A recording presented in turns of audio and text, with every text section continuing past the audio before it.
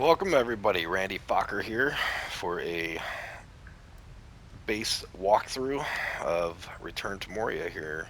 We are at the Great Drain Pumps, and this is what I've named Chateau de Dwarf. As we're having fun. So we're going to come up the grand staircase. Of course, this is already in the game, as most of you would already know that. And then we come up on the actual chateau. So let the lighting kick in. As you know, the lighting can be a little bit funky or it just doesn't light or accept all the light sources. So let you guys take it all in. Nice beautiful chateau. Definitely a lot of work. You can notice the insets into the actual wall, the switch between granite and adamant, and of course the adamant sloping that's inset down into the water line to give it a nice, really clean look for an actual building and slash base. Walk in the front here, we do have a bridge coming across out into the lake. And then we have our main entrance here, which is just a false entrance. This is great for hordes and being attacked on the base. As later in the game you get a lot of trolls and dragons. The ability to come in here and repair real quick and go back out and fight is great, especially in the solo play. So moving on in, we're going to go into the grand staircase or the lobby area. Pretty much everything here is set for, um, just a grand entrance, right? A lot of fancy work. You got the balsam wood inlined across the whole area. If you circle back to the front here, you do have a nice chest with arrows in it, and the ability to just kind of rain down hellfire from above via your crossbolts. So nice little defensive area here and a good lookout as well in the front of the building. From there, we'll hop back down here, and you have the east wing and west wing, but for now we will go into the main throne room. So from the main throne room, we do have the grand hearth. We turned it around and face it the other direction, so it kind of shines light back towards the throne. Again, you could call this the Hall of Heroes or the main throne room, but um, very nice area for you to kind of just sit around and contemplate the layout of your base, right?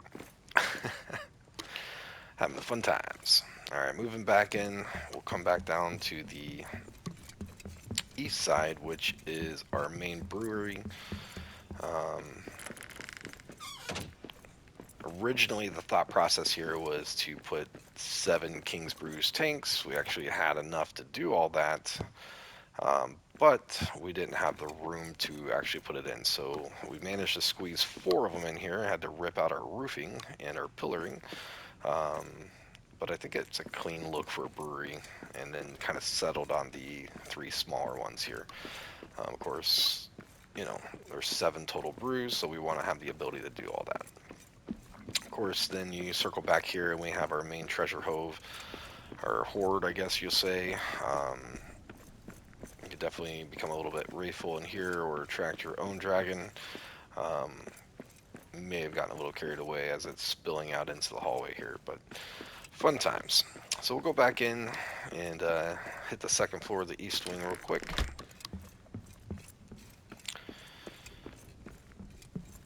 Thought process was originally we'd have 2x2 rooms. Kind of figured out a way to open that up where we could do 3x3 or even larger with the adamant pillars. So this is the main armory. Um, just changing out weapons and or storing weaponry as needed. From there, we'll move over to the second story of the west wing. This is the guest housing. As we occasionally have friends and family pop in, we want to be able to accommodate them, so they do have their own bed, their own chest, their own armor stand, and of course their own weapons rack, so they can be nice and comfortable as they stay here in the Chateau de Dwarf.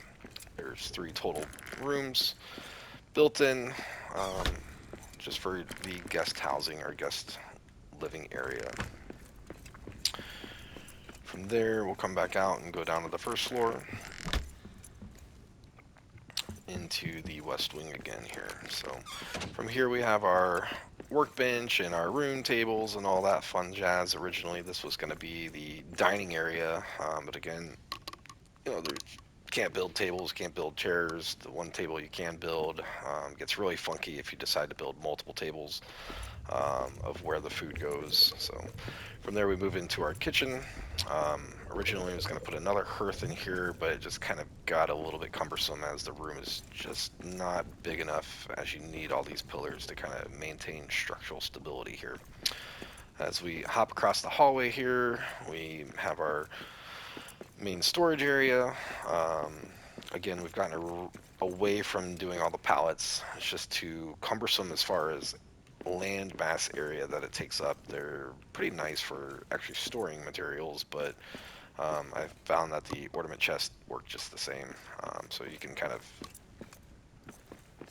flow over, if you will. So moving from there, we will come back to the Hall of Heroes, or the main throne room.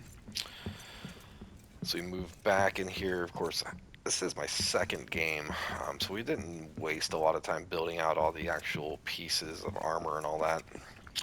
So not a lot of stuff hanging, unfortunately. But we move across here on the west side to the King's room, or the Lord of Moria room.